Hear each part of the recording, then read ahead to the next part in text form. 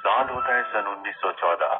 ये वो वक्त है जब वर्ल्ड वॉर वन चल रहा है और इसी वॉर के दौरान हमें एक सोल्जर को दिखाया जाता है जिसका नाम जॉन रोनाल्ड ड्यूल टॉल्किन है। चारों तरफ गोलीबारी की आवाज आ रही होती है पर टॉल्किन बहुत उदास होता है। यहाँ से कहानी जाती है अतीत में, यानी कि टॉल्किन के बचपन में, जहाँ पर सब बच्चे खेल रहे होते हैं, लेकिन टॉल्किन खेलते खेलते दीवार के पीछे छुप जाता है। उसकी अपनी एक सपनों की इमेजिनेशन की दुनिया है। टॉल्किन के परिवार के हालात बहुत अच्छे नहीं है क्योंकि कुछ ही वक्त पहले उसके पिता की मृत्यु हो गई। इसके बाद टॉल्किन के परिवार की फाइनेंशियल कंडीशन बहुत ज्यादा खराब हो गई। अब वो अपनी मॉम और अपने भाई के साथ रहता है। उनके घर में चर्च के फादर आते हैं और बताते हैं कि बर्मिंघम में मैंने तुम्हारे रहने का इंतजाम कर दिया है। हालांकि टॉल्किन यहाँ से नहीं जाना चाहता क्योंकि यहाँ पर उसके दोस्त हैं, उसकी यादें हैं, लेकिन उसकी मॉम कहती है कि हमारे पास इसके अलावा कोई भी रास्ता नहीं है। इसीलिए टॉल्किन को अपनी मॉम की बात माननी पड़ती है। आ जाता है और पीछे रह जाती हैं उसकी यादें। बर्मिंघम में अब एक छोटे से घर में रहते हैं। टॉल्किन की मॉम अपने दोनों बच्चों से बहुत प्यार करती है। साथ ही वो दोनों बच्चों को मोटिवेशनल और एडवेंचर की बहुत सारी कहानियां सुनाती है। वो अपने बच्चों से कहती है कि हो सकता है कि कभी तुम्हें गड़ा हुआ खजाना मिल जाए, पर टॉल्किन बहुत समझदार होता है। वो कहता है सिर्फ ऐसा कहानियों में होता है। और टॉल्किन को अपनी मॉम की कहानियां बहुत अच्छी लगती है। दरअसल उसकी मॉम को किताबें पढ़ने का बहुत शौक होता है और जब भी उसकी मॉम उसे कहानियां सुनाती तो वो उन कहानियों में खो जाता है। साथ ही उसे नई नई भाषाओं को बोलने का, सीखने का शौक होता है। इसीलिए जब भी वो किसी नई चीज को सीखता है तो उसी भाषा में खुद से बातें करता रहता है। धीरे धीरे टॉल्किन की मॉम की तबीयत खराब होना शुरू हो जाती है। उनके पास इतने पैसे भी नहीं होते कि ये इलाज करवा सके। और एक दिन टॉल्किन जब अपने भाई के साथ घर लौटता है तो वो देखता है कि उसकी मॉम चेयर पर निढाल लेटी हुई है। उसे पता चलता है कि उसकी मॉम अब इस दुनिया में नहीं रही। वो अपनी मॉम को गले लगाकर बहुत रोता है। कुछ वक्त पहले टॉल्किन और उसके भाई ने अपने पिता को खो दिया और आज अपनी मॉम को। ये दोनों बच्चे अब अनाथ हो चुके हैं।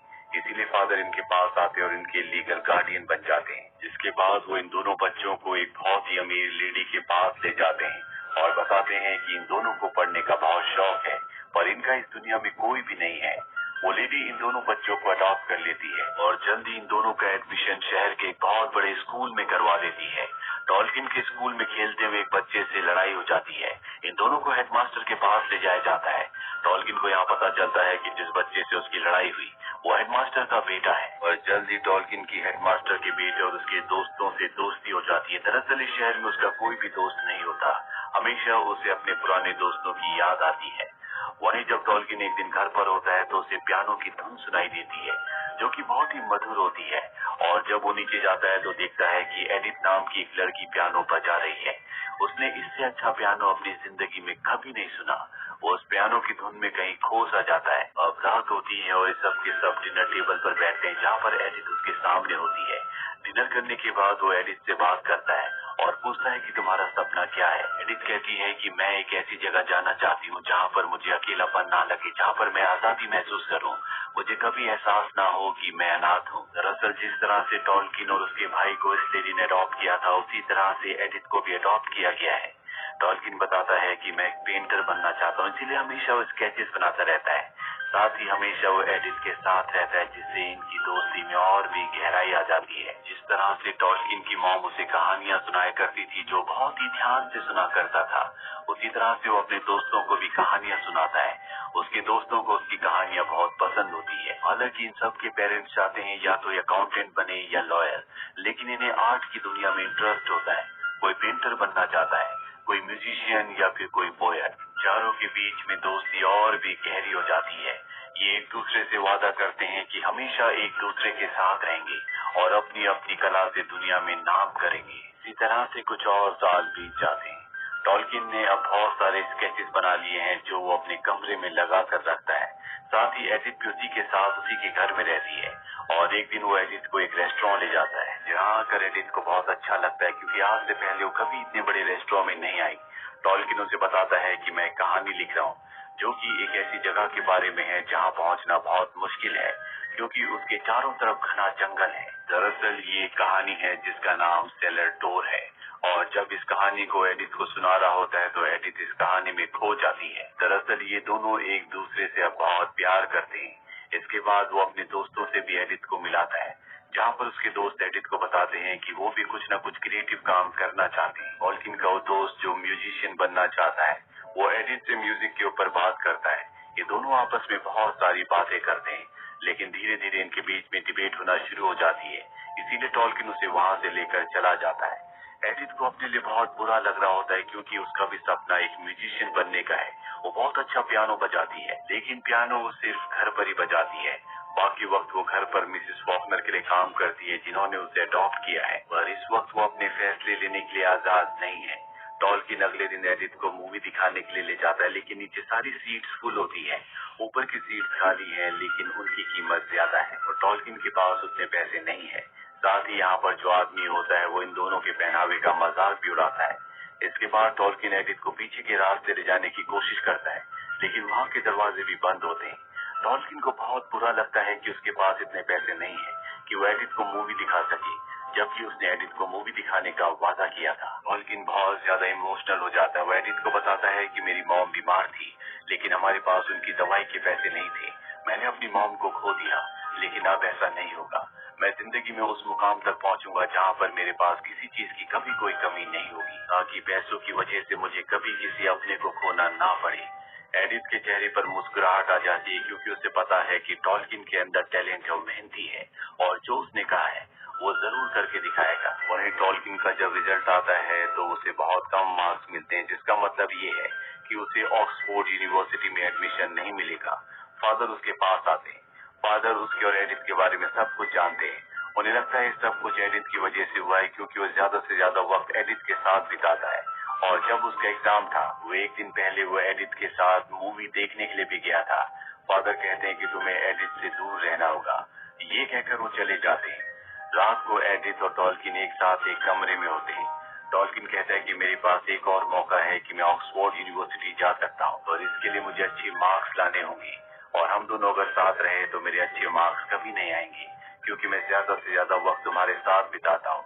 एडिथ को भी उसकी बात समझ में आ जाती है और ये तय करते हैं कि ये अपनी रिलेशनशिप को अब यहीं पर खत्म कर देंगे। कुछ और वक्त बीत जाता है और अब टॉल्किन का एडमिशन ऑक्सफोर्ड यूनिवर्सिटी में हो चुका है, जहाँ पर उसका फ्रेंड यानी कि हेडमास्टर का बेटा भी है। यहाँ हमेशा टॉल्किन एडिथ की यादों में खोया रहता है, जो उसके दोस्त को बिल्कुल अच्छा नहीं लगता। इन दोनों के बीच में आर्गुमेंट्स हो जाते हैं, जिसमें टॉल्किन उसे एक पंच भी मार देता है, लेकिन वो उसकी इस बात को माइंड नहीं करता, क्योंकि वो जानता है कि टॉल्किन का उनके अलावा कोई भी नहीं है। टॉल्किन अब इनके लिए सिर्फ दोस्त नहीं, बल्कि एक परिवार है। टॉल्किन एडिथ के लिए एक लेटर भी लिखता है, लेकिन उसके अंदर हिम्मत नहीं होती कि वो उस लेटर को पोस्ट कर दे। इसी तरह से कुछ और वक्त ऑक्सफोर्ड यूनिवर्सिटी में बीत जाता है, और एक दिन इन्हीं के कॉलेज के एक प्रोफेसर, जो कि फिलोलॉजिस्ट होते हैं, यानी कि वो अलग अलग भाषाओं में स्टडी करते हैं, उनकी नजर टॉल्किन पर जाती है। टॉल्किन का जो काम होता है उन्हें बहुत अच्छा लगता है, क्योंकि बचपन से टॉल्किन को अलग अलग भाषाओं को सीखने का शौक था। टॉल्किन को भी एहसास होता है कि उसका असली पैशन नई नई भाषाओं को सीखने का है। प्रोफेसर उसे कहते हैं कि तुम मेरी क्लास को अटेंड कर सकते हो, जो सुनकर टॉल्किन को बहुत अच्छा लगता है। वो उनकी क्लास अटेंड करने के लिए चाहता है, पर जल्द ही पता चलता है कि जर्मनी ने बेल्जियम के ऊपर अटैक कर दिया है। ये वर्ल्ड वॉर 1 की शुरुआत होती है, इसीलिए टॉल्किन और उसके दोस्त आर्मी ज्वाइन कर लेते हैं, और अपनी ड्यूटी पर जाने से पहले वो उस लेटर को जो उसने एडिथ के लिए लिखा था उसे पोस्ट कर देता है। शाम को ये चारों दोस्त एक साथ होते हैं, क्योंकि अब ये दोनों के दोनों फ्रंट साइड पर जा रहे हैं, जहाँ पर वॉर चल रही है। इन्हें नहीं पता कि ये इसके बाद कभी मिल पाएंगे भी या नहीं। फिर सुबह इस जगह से निकलने से पहले टॉल्किन से एडिथ मिलने के लिए आती है और बताती है कि अब मैं बच्चों को पियानो सिखाती हूँ, लेकिन मुझे उस काम में बहुत मजा नहीं आता। टॉल्किन को लगता है कि उसकी एंगेजमेंट हो चुकी है, और एडिथ उसे इस बारे में कुछ नहीं बताती कि उसकी एंगेजमेंट हुई है या नहीं। इसके बाद वो अपने शिप की तरफ जाने लगता है। एडिथ पीछे से उसे देख रही होती है, और तभी वो भागता हुआ आता है, एडिथ को अपने गले से लगा लेता है और कहता है कि मैं जानता हूँ कि तुम्हारी एंगेजमेंट नहीं हुई है, मैं जल्दी लौट कर आऊंगा, मैं तुमसे बहुत प्यार करता हूँ, तुम मेरा इंतजार करना। इसके बाद वो फ्रंट साइड चला जाता है, जहाँ पर जंग चल रही है। कहानी वापस प्रेजेंट में आती है, जहाँ पर टॉल्किन ये सब कुछ सोच रहा होता है। दरअसल टॉलकिन को फीवर हो चुका है। तभी उसके पास एक सोल्जर आता और कहता है कि हम तुम्हारे दोस्त को ढूंढने के लिए जा रहे हैं। और चारों तरफ जंग चल रही होती है, उसे अपना दोस्त कहीं पर भी नहीं दिखाई देता और बहुत ज्यादा बीमार होने की वजह से वहीं पर बेहोश हो जाता है। जब उसे होश आता है तो उसके सामने एडिथ होती है, जो उसे होश में आता हुआ देखकर बहुत खुश हो जाती है।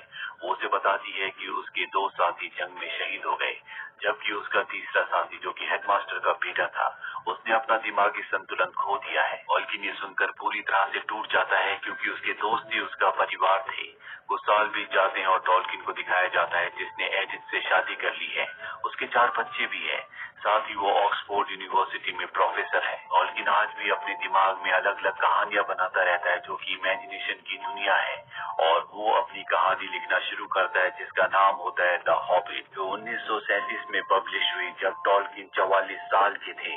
इसके बाद उन्होंने लॉर्ड ऑफ द रिंग्स भी लिखी और ये किताबें दुनिया में बहुत प्रसिद्ध हुई। बाकी टॉल्किन का वो दोस्त जॉफरी, जो कि पोएट बनना चाहता था, उसने भी बहुत सारी पोएम्स लिखी थी जो उसकी मॉम ने पब्लिश की। जॉफरी की पोएम्स भी बहुत प्रसिद्ध हुई, लेकिन टॉल्किन ने जो कहानियां लिखी थी लॉर्ड ऑफ द रिंग्स, उस पर बाद में फिल्में बनी और इन 3 फिल्मों को 17 ऑस्कर्स भी मिले। टॉल्किन ने बचपन से अपने जीवन में संघर्ष किया, उसे अपना घर छोड़ना पड़ा। उसकी मॉम की पैसों की कमी की वजह से मृत्यु हो गई। एक वक्त ऐसा भी था जब पैसों की कमी की वजह से वो एडिथ को मूवी नहीं दिखा पाया था, लेकिन उसके अंदर हिम्मत थी, दृढ़ संकल्प था, जिसकी वजह से वो दुनिया का एक महान राइटर बना। इंसान को अपनी जिंदगी में डिटर्मिनेशन के साथ जीना चाहिए, डिटर्मिनेशन के साथ काम करना चाहिए, ताकि जिंदगी में वो कुछ ऐसा कर दे जो पहले कभी किसी ने ना किया हो। ये था पूरा जीवन J.R.R. टॉल्किन का, जो कि सच्ची घटनाओं पर आधारित है। उम्मीद करते हैं कि ये सच्ची कहानी आपको पसंद आई हो।